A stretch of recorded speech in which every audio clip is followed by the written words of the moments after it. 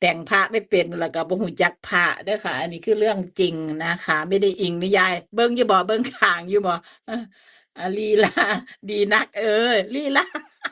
ลีลาดหลายคุณอ้อมกดเอาไปเอ้ยอะสวัสดีครับพี่พัดว่าซั่นอ้าวคุณบอมเพิ่งมาบ่บอมเบย์นี่ๆๆของแปลกเมื่อกี้งานติดงานดีครับน้องอ้อมงานตัดข้างโบราณว่าซั่น บอมเบย์นี่ของแปลกนี่แปลกดีครับน้องบอมมาสันโอ้นี่คุณอ้อมนี่เพิ่งอุ้ยได้แล้วนี่คุณอ้อมอยู่ไหมนี่ปู่เอี่ยมมาแล้วนี่เทเมื่อกี้ใช่หรือเปล่านันดาเห็นบ่